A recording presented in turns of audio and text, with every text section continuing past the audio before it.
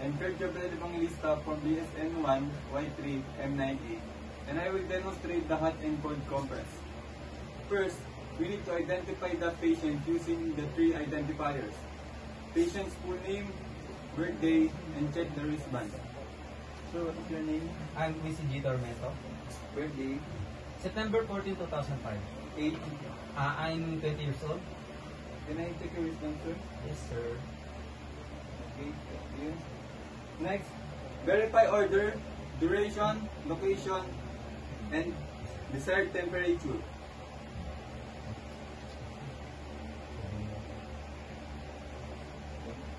Next, review client for medical history. Next, we need to assess the patient's skin temperature and vital signs.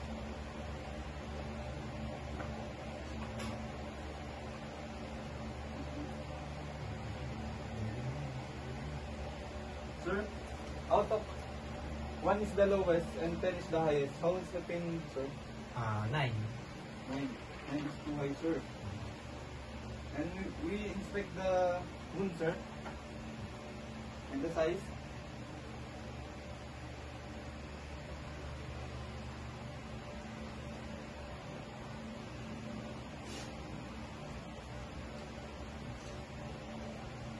And assess the vital signs and mobility of the patient.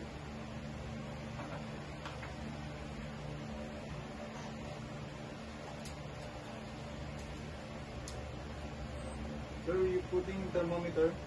Yes, sir.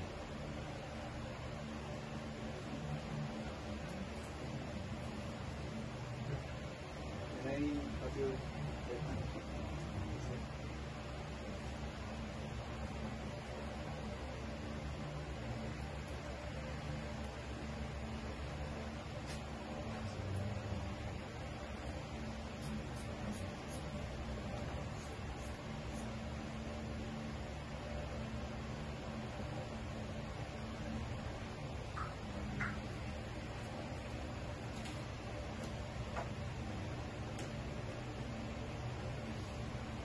After the vital signs, everything is normal.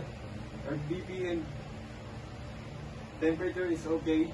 Next, we identify the outcomes. Sir, after your wound will lessen the pain. And next, we prepare all the equipment. I gather all the equipment and we explain the procedure to the patient. Sir, we are applying hot and cold compress to your wound to lessen the pain and the blood circulation will be okay.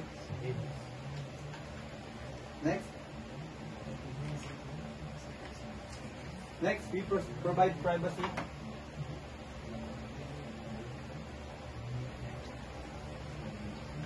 Next, we do a hand hygiene.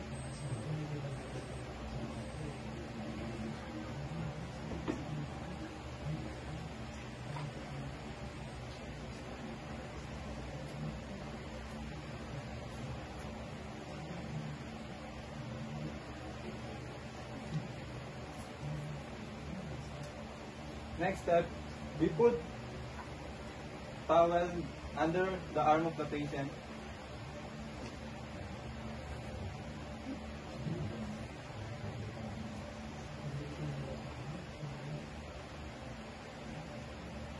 Next, we apply hot compress to the patient. Sure, we are applying hot compress to your wound.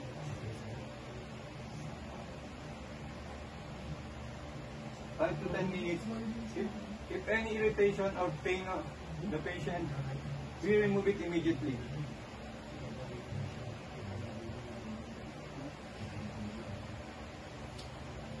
And after that, we wipe the patient wound. Next, we remove the towel.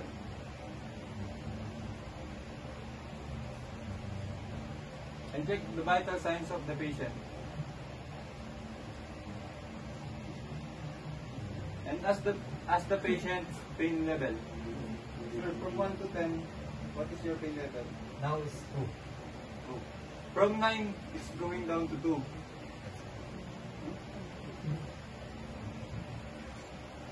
After that, we remove gloves.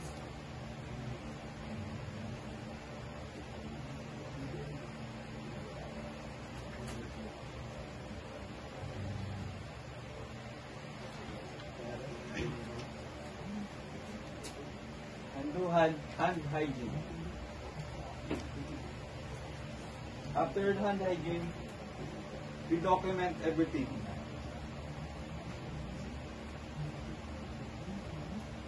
And next, we going to do cold compress. First is identify the patient using the 3 identifiers. Sir, your full name, Quincy G. Romento. birthday. September 14, 2005. 920 years old. Can I check your Yes. Okay. Next is verify the order, duration, and desired temperature. Next, review the chart of the patient.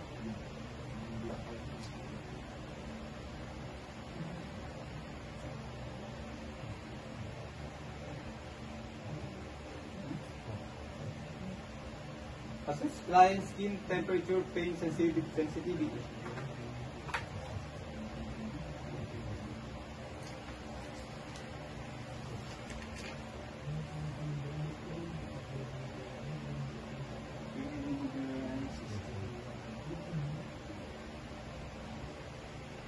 Let's assume our thermometer is done.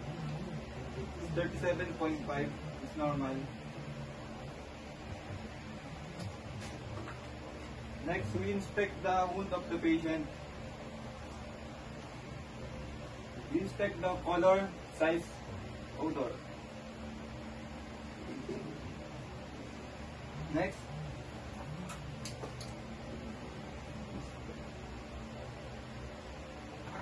we assess the patient's family for awareness. Sir, we're doing this to improve your blood circulation. Okay.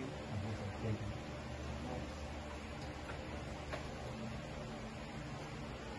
Next, provide privacy to the patient.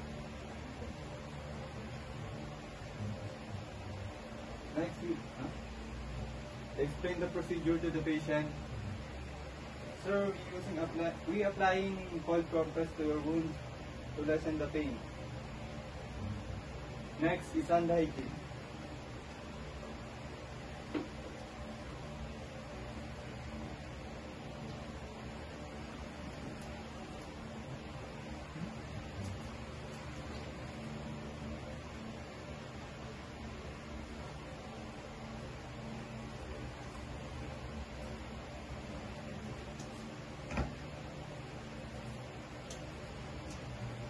After hand hygiene, we put towel under the arm of the patient.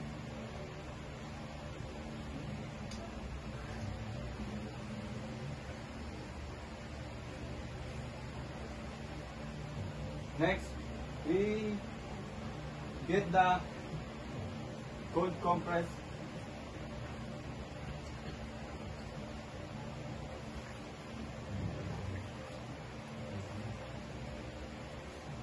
And apply it to the wound of the patient.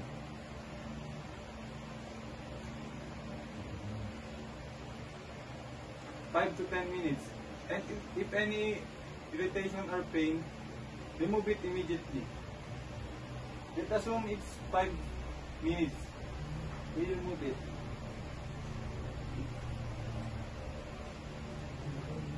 Using the towel under the arm,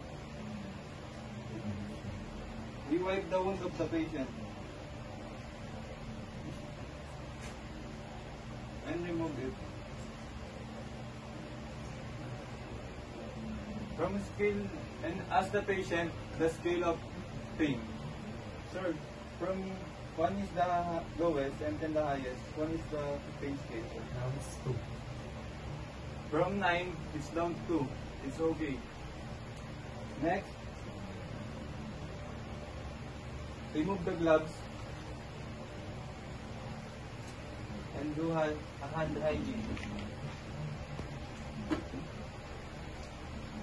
And after hand hygiene, we document everything.